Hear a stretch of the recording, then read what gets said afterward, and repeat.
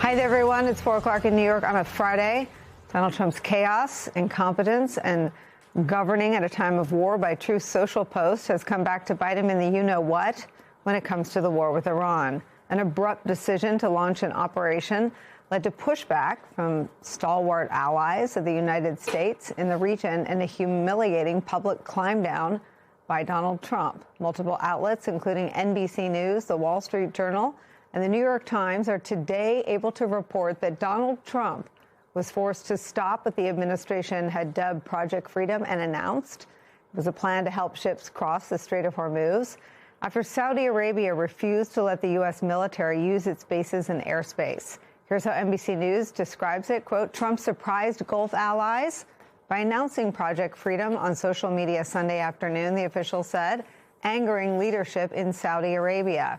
The call between Trump and Saudi Crown Prince Mohammed bin Salman did not resolve the issue, the two U.S. officials said, forcing the president to pause Project Freedom in order to restore U.S. military access to the critical airspace. Donald Trump angered other allies in the region as well. A Middle Eastern diplomat with knowledge of the matter told our colleague David Rohde that Donald Trump failed to tell Oman, the country that sits on the other side of the Strait of Hormuz from Iran. Other outlets report that Kuwait and Qatar were not informed either. The Trump administration insists that allies were notified in advance. Donald Trump claimed on Truth Social that the operation was paused because of progress in negotiations, but there is no known reporting to suggest that that is actually the case. Regardless, the operation was not going particularly well for the United States. Just 2 ships made it through the Strait of Hormuz in 36 hours. Here's how the Wall Street Journal describes the journey of one of those 2 ships. From that reporting, quote, the Alliance Fairfax, a towering black and white car carrier ship that had been stranded in the Persian Gulf for over 2 months, was finally making a break for it. Quote, you were all set to go, U.S. military officer radioed as the ship glided through the Strait of Hormuz on Monday and swung around the peninsula at the northern end of Oman. Safe travels. Soon after, Iran launched a barrage of missiles and drones at commercial ships at the U.S. Navy and at one of America's allies, the United Arab Emirates, where an oil transit hub was set ablaze. U.S. helicopters sank Iranian speedboats, and Iranian drones hit a civilian ship. The intervening hours included the most serious escalation in the conflict since President Trump declared a ceasefire in the war in April. That's where things stand right now. And that's where we are. A ceasefire in which both the U.S. military and Iran are attacking each other, but also claiming that the ceasefire remains in effect. U.S. Central Command announced this morning that U.S. forces attacked 2 ships that were violating the blockade on Iranian ports. Donald Trump set back on his heels after backlash from close allies over a hastily arranged plan to break Iran's control over one of the world's most important waterways is unfortunately where we begin today with some of our favorite reporters and friends. Former Deputy National Security Advisor to President Obama, Ben Rhodes, is back. Also joining us, Puck News senior political columnist and national affairs analyst John Heilman is here. And with me at the table, our national security reporter, the aforementioned David Rohde. Everyone wants America to win. Everyone wants American military assets and any commercial assets to be safe. No one is rooting against America or, in this capacity, Donald Trump. But there is an unavoidable reality to the fact, I mean, it is really hard to piss off Saudi Arabia, and we have done that. In 50 years, this hasn't happened. That's what's so extraordinary. And the fact that the president launched this incredibly important operation, and it might have succeeded. It was to reopen the Strait of Hormuz by force. It would have taken Iran's big leverage point away from them.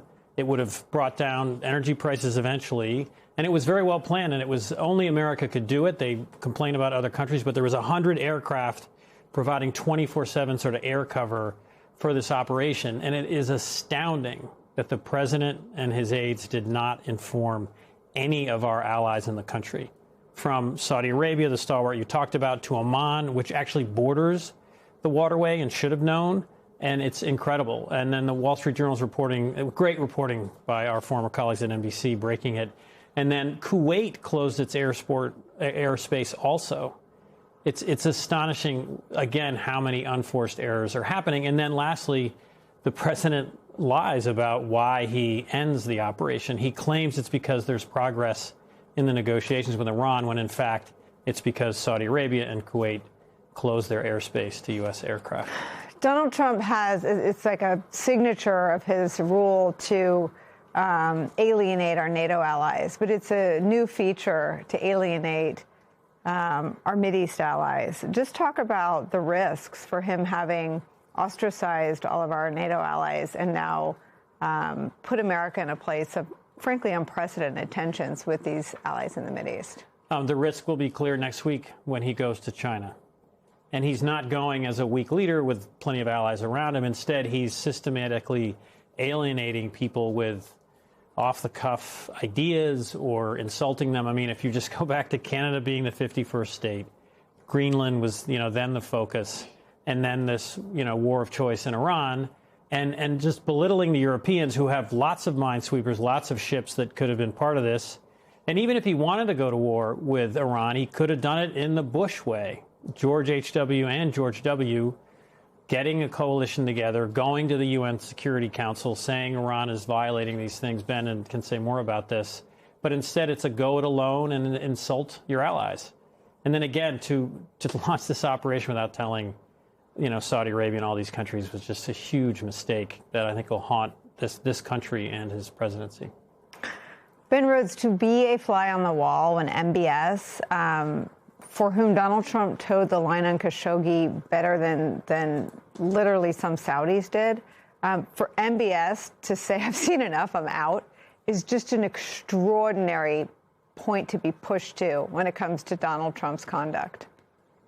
Yeah, and I think there are a couple of things to it. I mean, to kind of return to your opening, Nicole, I think the problem is nobody knows what America is trying to win. It started with regime change, and then, the destruction of the nuclear program. Those things, did not come to fruition. Now winning just seems to be opening a strait of water that was open before the war. And so the fact that Trump doesn't even really know why he's doing what he's doing, I think is a reason why these allies just don't trust him, because they're not consulted. They've not been brought in at any juncture of this war. And then to focus specifically on the Saudis, the cost to these countries is much, much higher than the cost to the United States. And so already, Qatar has had the largest liquefied natural gas field in the world taken offline, huge hit to their revenue. Kuwait, all these Gulf states have suffered dramatic economic consequences that are going to be lasting for years. Never mind the fact that our European and Asian allies are suffering far more shortages than just high gas prices than Americans are suffering.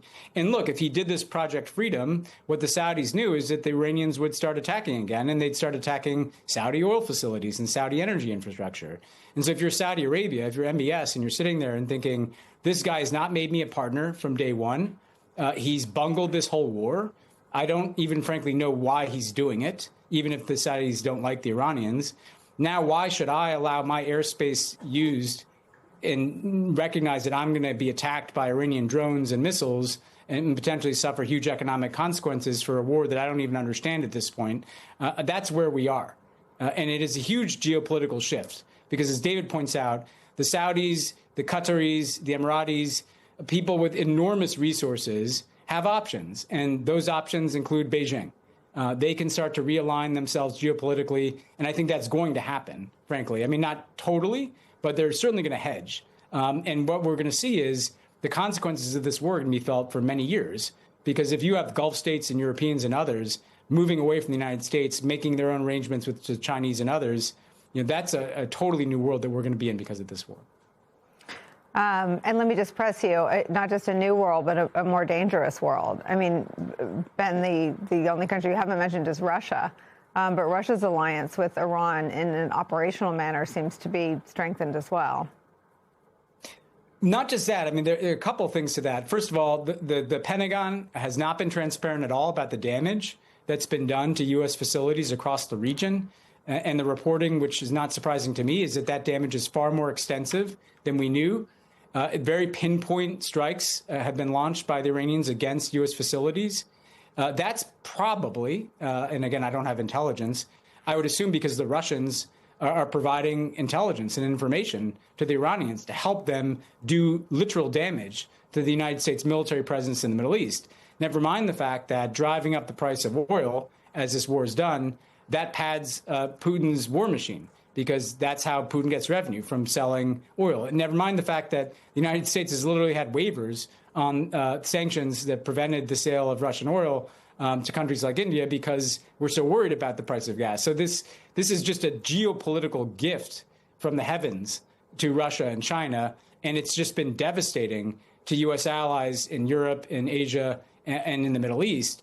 And it just means that the United States, can't be trusted. These countries, I think, are exasperated. The Gulf countries tried to flatter Trump. In many cases, they contributed to enriching Trump's family. And now they see that at the end of the day, I mean, one more thing that I hear from people in the Gulf, too, is that we provided a lot of missile defense support to Israel that we did not provide to the Gulf.